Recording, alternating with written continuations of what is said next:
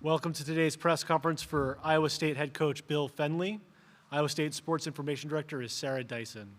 We'll now take questions for Coach Fennelly. As a reminder, please state your name and affiliation at the beginning of each question. If you're on the Zoom call and have a question, use the raise hand function, and I will call on you if we have time for your questions.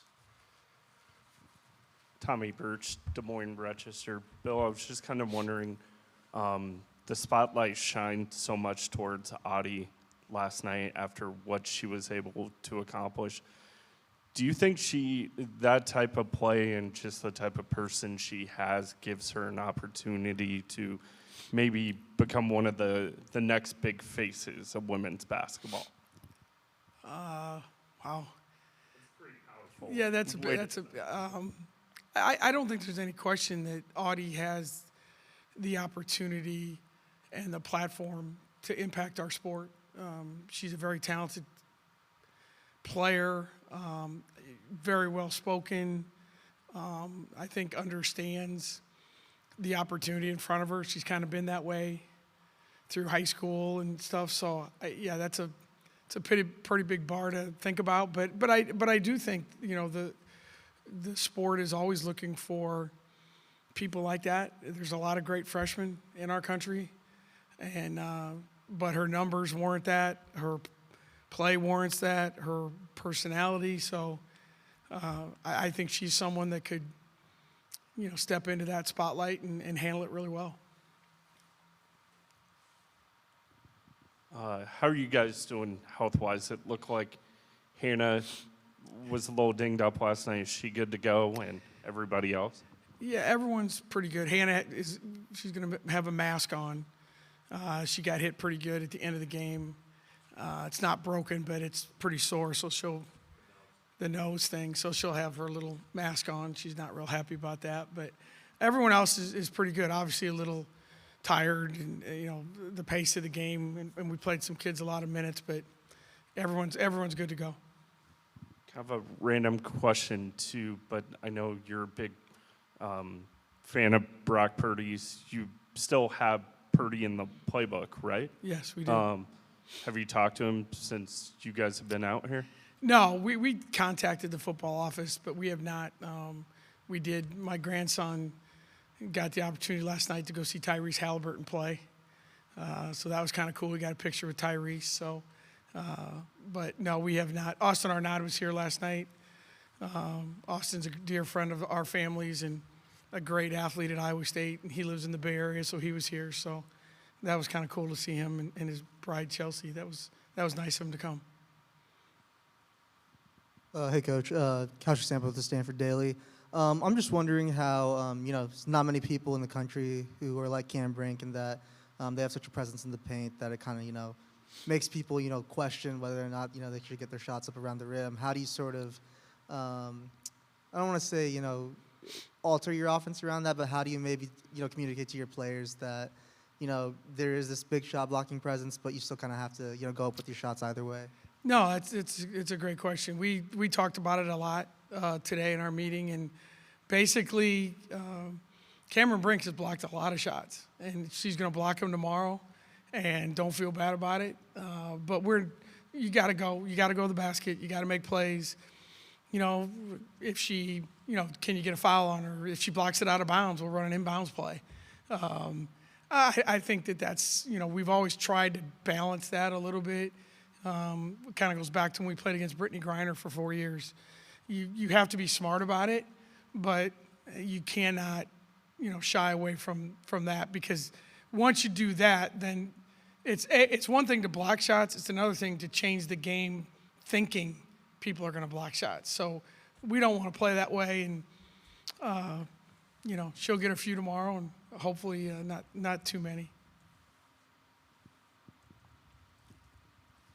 Connor Ferguson, Cyclone Fanatic. Hey, Coach, I know you've heard us, write it in every which way possible through this season, but playing 5 freshmen with all the adversity you guys went through, especially in the non-con, to be here to come off a game where you came back from a 20-point deficit, does it feel like, or I guess, could it loosen up your team a little bit more that you're kind of playing with house money right now at this point in the season? Yeah, that's probably true, but I would say, and you guys have seen them, our team's pretty loose. Um, it's just their personality, and I do think, when you get into the NCAA tournament, the pressure to win the first game is really, really hard.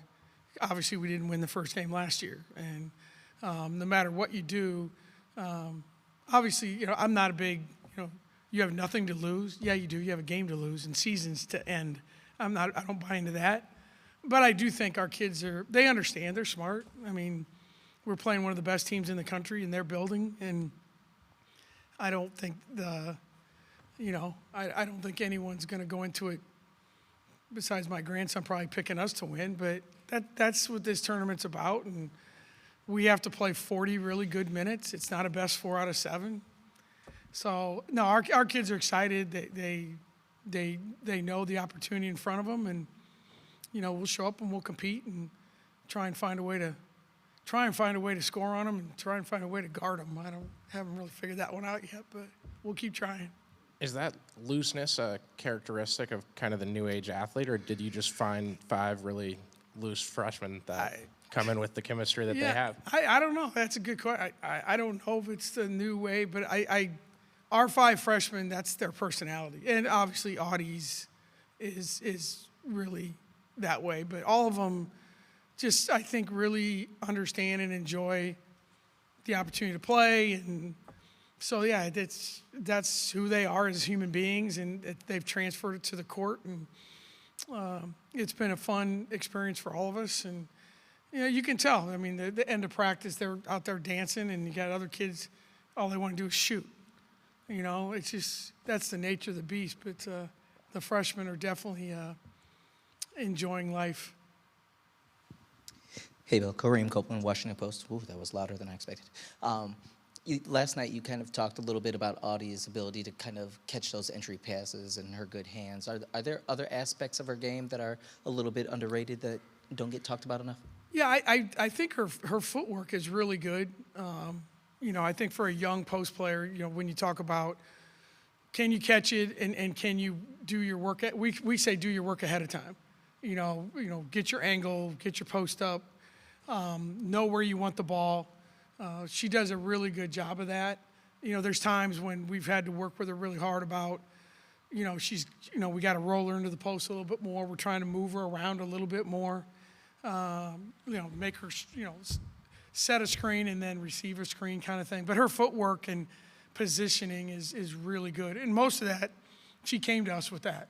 That was not something that, God blessed her with great hands and great feet. And those are 2 pretty good things to have if you're a big kid.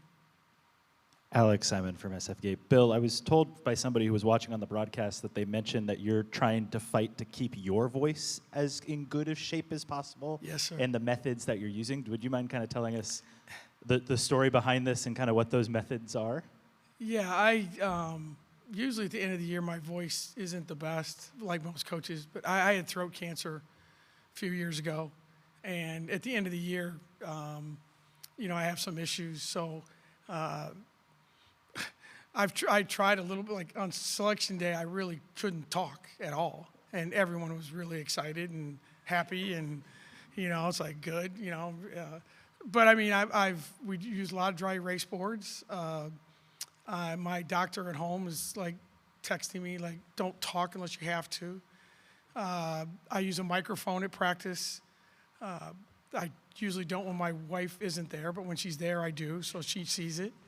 And I got introduced to I don't do coffee, hot drinks. I got introduced to medicine ball at Starbucks. It's called a medicine ball. It's like a hot tea kind of thing, and it's awful. But I chugged about 4 or 5 of those a day. And then on St. Patrick's Day, I, probably thought about a little Irish whiskey. Whatever I could, but and I'm living on cough drops, which is really stinks. They also mentioned diet soda during the games. I'm not supposed to drink diet soda during the games, but yes, I do. I probably consume about God, my wife's gonna kill me. I drink about 12 plus Diet Mountain Dews a day on a normal day. So yeah, that's not much. I don't sleep. No, I don't sleep much. No, I keep my wife up a lot. Yeah. Ben Parker, CardinalSportsBar.com. And I'm gonna be in trouble. Yes, sir. I'm sorry. No, Ben Parker, CardinalSportsBar.com. I was first going to say, you probably drink, I drink a ton of diet soda too, so we're in good company. There you go. Yeah, so, solidarity. I was curious, I was looking at your bio. You went to William Penn University, which is a Quaker religious institution. Just how did kind of your experience in the Quaker University and just kind of that unique environment at William Penn kind of shape you as a person and as a coach and just kind of your overall kind of philosophy? Because it sounds like kind of a unique kind of place to study at. Yeah, I honest with you, I went to William Penn. I'm not of the Quaker faith. I went there because I had the chance to be a student assistant coach. And, but it's a very small private school. And I really enjoyed it. I went to for Iowa, I went to a really large high school. So I went to a really small private school, really enjoyed it, and got exposed to my current profession. So I think the not so much the Quaker influence, but the influence of being in a really small, close-knit university community was good for me. And probably a good thing I didn't go to a major university, and I don't know if I would have graduated. A lot of my buddies took a long time to get through college. So, and what it cost me, I had to get through quick. So it was more the closeness of the community there. Coach Sam from Stanford Daily. Again, third on the diet soda thing. I think, too, for Stanford, a lot of times, they like to get on transition, do a lot of rim running. Also, I think in the Norfolk State game, hit a lot of threes in transition before the defense was set. Thanks a lot. You're making me feel really good right now. Anything else that they don't do well? Is there anything they don't do well? I guess, is there sort of a plan to maybe stop them from that transition offense and that fast break offense? Well, I think the best way, and at least for us, is when we talk about transition defense, it starts with your offense. So good shot selection, no live ball turnovers. Hopefully you make a few shots so they have to take the ball out of the net. But yeah, it's a hard thing because they're going to get some stuff. But I do think our offense has to be really efficient. They're so precise in what they do, how they defend. Their length is a real problem inside and outside. So yeah, we're gonna have to do some things and gamble a little bit, and like any game, you hope that the kids that are great shooters don't have a great night, and you hope there's a couple of guys on your team that maybe have struggled a little, knock a few in. So that's the nature of this event. So that's what we're hoping for tomorrow. Hi, Bill. Janie McCauley from AP. How would you possibly use all the information that you just gave us so that we don't get your doctors and your wife and everybody else on? Do you have an NIL with a cough drop company or anything? No, I'm the only one that doesn't have an NIL anymore. So no, I've been married a long time. So thank God there was no portal when I was first married. Damn, my wife would have been gone a long time ago. But she might have had the first NIL deal ever because she's doing okay. So no, it's okay. We're used to it. On a kind of a different lighthearted note, but the Des Moines police posted this. You saw that. Yes, ma'am. Audie got a kick out of it and her teammates. But Tara also kind of touched on how maybe this brings that kind of attention brings some fresh eyes to the women's game and to your program, and drawing some more fans for women's basketball. No, I agree. And I think in our state, obviously, we have a kid named Caitlin Clark in our state. So we've seen that. And now you have Audie and the person who did it for the Des Moines Police Department is a really good friend of ours and does a great marketing thing, and they came up with that idea. And so, yeah, those are the kind of things that I think transcend just the game, and you see people in a different light, and people get a kick out of it, and it loosens people up. And I just think that you can have fun with it in such a way that I think everyone can benefit from. But yeah, anything, I've always said, the greatest thing about the NCAA tournament is it's not the Iowa State women's basketball team or our players are in the tournament. It's a showcase on a national stage for our university and our community. And so, when you have stuff like that people mention, it's nothing but positive, not just for Audie, certainly, but for our community and for our state. Would you give us a name on your friend who Yeah, it's Paul Parizek is his name. We call him 5-0. That's his nickname. Great dude. He's a great dude. Thank you, Coach Fennelly, and good luck tomorrow. Thank you all. I'm sorry? Oh, yeah, sure. Thanks. Hey, can we get that in the minutes from? I think it'll make it. And then play it for my wife here in a couple minutes. Thanks Thank to you all. everyone for Appreciate your attending time. today's press conferences. We look forward to seeing you tomorrow at 7 p.m. for the game between Stanford and Iowa State.